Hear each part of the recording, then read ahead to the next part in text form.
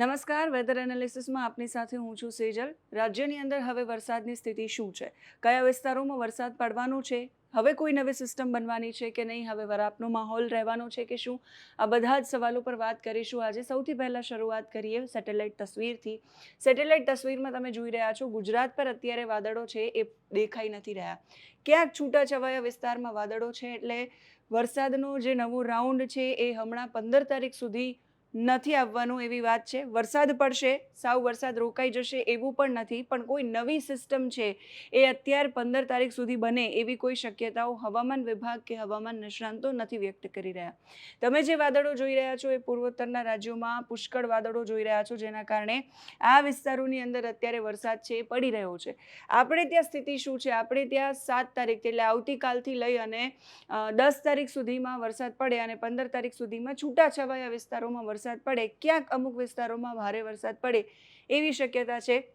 અહીંયા જે સિસ્ટમ બંગાળની ખાડીની અંદર બની હતી એ ઉપર તરફ ગઈ અને એની અસર છે એ ગુજરાત પર થઈ, જેના કારણે ગુજરાતમાં વરસાદ હતો. હવે અહીંયા આ જે તમે જોઈ રહ્યા છો આ વાદળો એ વિસ્તારમાં વરસાદ છે અને એ વિસ્તારમાં સિસ્ટમ છે અને એની અસર છે એ વધુ મજબૂત થાય અને એની અસર છે એ થાય ગુજરાત પર, જેના કારણે આપણે ત્યાં બોર્ડર વિસ્તારો છે, અરવલ્લી મધ્યપ્રદેશ છે, મહેસાણાના અમુક વિસ્તારો, પાટણના અમુક વિસ્તારો, એ જગ્યાઓ પર, છોટાઉદેપુર, વડોદરા, એ બધા વિસ્તારોમાં અને દક્ષિણ ગુજરાતમાં વરસાદ પડે એ સિસ્ટમના કારણે એવી શક્યતાઓ છે. સૌરાષ્ટ્રની અંદર મોરબી, ભાવનગર છે, ગીર સોમનાથ છે, જૂનાગઢ છે, એ વિસ્તારોમાં પણ છૂટાછવાયા વિસ્તારોમાં વરસાદ પડે એવી શક્યતાઓ છે.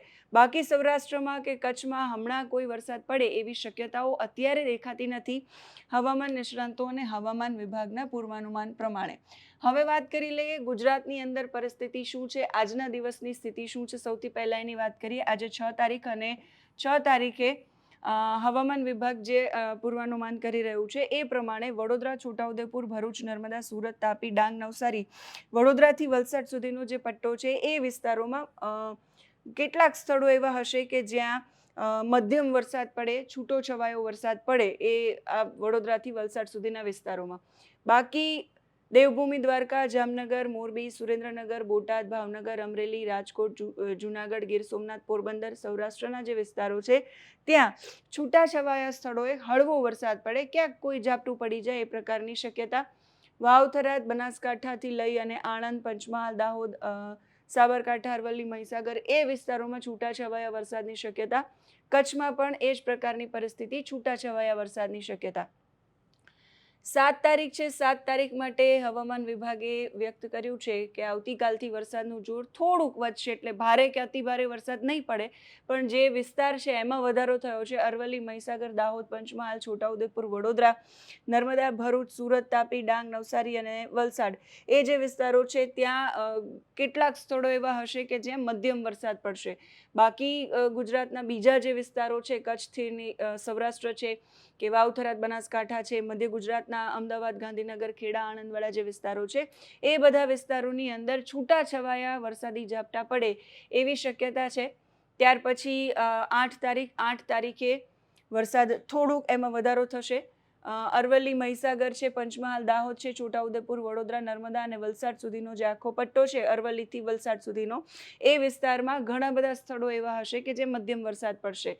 વાવ, થરાદ, બનાસકાંઠા છે, પાટણ, મહેસાણા, સાબરકાંઠા, ગાંધીનગર, અમદાવાદ, ખેડા, એ બધા વિસ્તારોની અંદર મધ્યમ વરસાદ પડશે અને કચ્છ ને સૌરાષ્ટ્રની અંદર છૂટાછવાયા વરસાદી ઝાપટા પડે એવી શક્યતાઓ છે. આપણે જે સેટેલાઇટ તસવીરમાં જોયું, ઉત્તર અને મધ્ય ભારતની અંદર જે આખી સિસ્ટમ છે એ સિસ્ટમની અસર એ થોડીક મજબૂત બને અને એની અસર થાય એટલે વરસાદનો વ્યાપ છે ધીમે ધીમે વધતો જશે.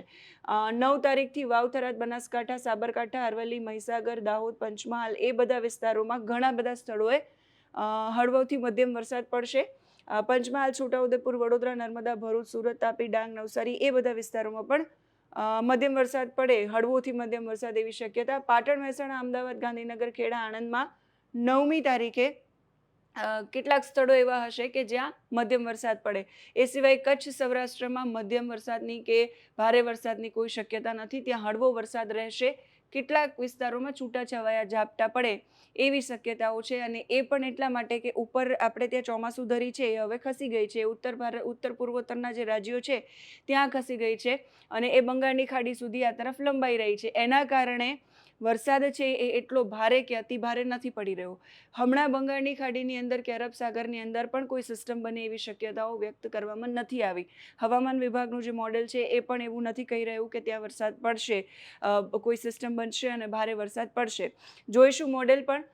10 તારીખની આગાહી છે. વાવ, થરાદ, બનાસકાંઠા જે બોર્ડર વિસ્તારો છે, સાબરકાંઠા, અરવલ્લી, મહીસાગર, દાહોદ, પંચમહાલ, છોટાઉદેપુર અને વડોદરાથી વલસાડ, એ બધા વિસ્તારોમાં ઘણા બધા સ્થળો એવા હશે કે જ્યાં હળવોથી મધ્યમ વરસાદ પડે. પાટણ, મહેસાણા, ગાંધીનગર, અમદાવાદ, ખેડા, આણંદમાં મધ્યમ વરસાદ પડે અને કચ્છ અને સૌરાષ્ટ્રના જે વિસ્તારો છે ત્યાં છૂટાછવાયા ઝાપટા પડે એવી શક્યતાઓ છે. પછી 11 તારીખથી ફરી પાછું વરસાદનું જોર છે. એમાં ધીમે ધીમે ઘટાડો થશે. વાવ, થરાદ, બનાસકાંઠા એટલે ઉત્તર ગુજરાત, મધ્ય ગુજરાત અને દક્ષિણ ગુજરાત, આખું જે ગુજરાત રિજન છે ત્યાં ઘણા બધા સ્થળો એવા હશે કે જ્યાં હળવોથી મધ્યમ વરસાદ પડે ને કચ્છ, સૌરાષ્ટ્રમાં ઝાપટાની જ શક્યતાઓ છે. હવામાન વિભાગનું જે મોડેલ છે જેની આપણે વાત કરી રહ્યા હતા એ શું કહી રહ્યું છે, તો આજે 6ઠ્ઠી તારીખ છે. 6ઠ્ઠી તારીખે તમે જોઈ રહ્યા છો ગુજરાતની અંદર વરસાદ છે એમાં ધીમે ધીમે હવે ઘટાડો દેખાઈ રહ્યો છે. આજે વરસાદ છે છૂટાછવાયા ઝાપટા પડે એ પ્રકારનો વરસાદ છે. સિસ્ટમની જે આપણે વાત કરી રહ્યા હતા એ આ વિસ્તારની અંદર છે. અહીંયાથી એ સિસ્ટમ મજબૂત થશે એટલે ધીમે ધીમે ફરી પાછું આ તરફ આપણા જે બોર્ડર વિસ્તારો છે, અરવલ્લી છે, મહીસાગર છે, છોટાઉદેપુર છે, બનાસકાંઠા, વાવ-થરાદ છે, એ વિસ્તારોમાં એની અસર થાય અને ત્યાં હળવોથી મધ્યમ વરસાદ કે કોઈક જગ્યાએ ભારે વરસાદનું ઝાપટું પડી જાય એવી શક્યતાઓ છે. 7મી તારીખની વાત કરીએ. 7મી તારીખે તમે જોઈ રહ્યા છો આ જે આ વિસ્તાર છે એમાં એ સિસ્ટમ છે અને એ ધીમે ધીમે થોડી મજબૂત થશે એટલે અસર વધશે. આપણે ત્યાં હવામાન વિભાગનું મોડેલ કહી રહ્યું છે કે કચ્છ, સૌરાષ્ટ્ર અને દક્ષિણ ગુજરાતમાં છૂટાછવાયા ઝાપટા પડે એવી શક્યતાઓ છે.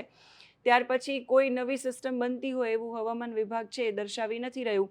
આપણે ત્યાં અલનીનોનું વર્ષ છે એવું કહેવાય છે, છતાંય ગુજરાતની અંદર એકંદરે વરસાદ છે એ સારો પડ્યો છે. કેમ કે આઈઓડી છે, ઇન્ડિયન ઓશિયન ડાયપોલ, એ પોઝિટિવ હતું. હજુ પણ ઇન્ડિયન ઓશિયન ડાયપોલ છે એ પોઝિટિવ છે, પણ એની અસર છે એ 15 તારીખ સુધીમાં થાય એવી કોઈ શક્યતા નથી. એ પોઝિટિવ ધીમે ધીમે વધશે અને પછી એના કારણે જે વરસાદ છે 15 તારીખ પછી કોઈ નવી સિસ્ટમ છે એ બંગાળની ખાડીની અંદર કે આ તરફ અરબ સાગરની અંદર બને એવી શક્યતાઓ છે. એટલે ઓગસ્ટ મહિનો જે છે એનું અંતિમ સપ્તાહ છે એ અંતિમ સપ્તાહમાં વરસાદ સારો એવો પડે અને પછીનો જે મહિનો સપ્ટેમ્બર છે એમાં સારો એવો વરસાદ પડે એવી શક્યતાઓ અત્યારે વ્યક્ત કરવામાં આવી રહી છે. એટલે હાલ પૂરતું જે ગુજરાતના બોર્ડર વિસ્તારો છે ત્યાં 7 તારીખથી 10 તારીખ સુધીનો જે સમયગાળો છે એમાં અને દક્ષિણ ગુજરાતના જે વિસ્તારો છે વડોદરાથી વલસાડ સુધીના એ વિસ્તારોની અંદર ઘણા બધા સ્થળો એવા હશે કે જ્યાં હળવોથી મધ્યમ અને ક્યાંક ભારે ઝાપટું પડે એવી શક્યતાઓ છે. બાકી હમણાં હાલ ગુજરાતમાં વરસાદે વિરામ લીધો છે એવું તો ન કહી શકાય, પણ વરાપનો માહોલ છે થોડોક સમય માટે નીકળશે. નવો રાઉન્ડ છે એ નવી સિસ્ટમ આવે અને સાર્વત્રિક વરસાદ પડે ત્યારે નવો રાઉન્ડ છે એ શરૂ થતો હોય છે. એટલે હાલ વરસાદના નવા રાઉન્ડની કોઈ શક્યતાઓ નથી, પણ દક્ષિણ ગુજરાત અને સૌરાષ્ટ્રના ભાવનગર, બોટાદ આસપાસના, ગીર સોમનાથ આસપાસના વિસ્તારોમાં છૂટાછવાયા ઝાપટા પડે. વડોદરાથી વલસાડ જેમ આપણે વાત કરી એમ અને વાવ-થરાદ, બનાસકાંઠા છે એમાં 7 તારીખથી 10 તારીખ સુધી એ બધા વિસ્તારોમાં વરસાદ પડે એવી શક્યતાઓ છે. દેવભૂમિ દ્વારકા છે, જામનગર છે, પોરબંદર છે, લગભગ 10 થી 11 કે 12 જિલ્લાઓ એવા છે કે જે હજુ પણ વરસાદ માટે રાહ જોઈ રહ્યા છે. એ વિસ્તારોમાં પણ હાલ આ જે સમયગાળો છે એમાં કોઈ વરસાદ ભારે પડી જાય અને રાહત થઈ જાય એવા કોઈ સમાચાર નથી. 15 તારીખ પછી કોઈ સિસ્ટમ બને અને સાર્વત્રિક વરસાદ લઈને આવે તો એ વિસ્તારોમાં વરસાદ પડે એવી અત્યારે શક્યતાઓ છે. તમારા ગામ જિલ્લામાં અત્યારે માહોલ કેવો છે, તમારા વિસ્તારમાં કેવી પરિસ્થિતિ છે એ કમેન્ટમાં લખીને અમારા સુધી પહોંચાડી શકો છો. અત્યારે આ વિડીયોમાં બસ આટલું જ. નમસ્કાર.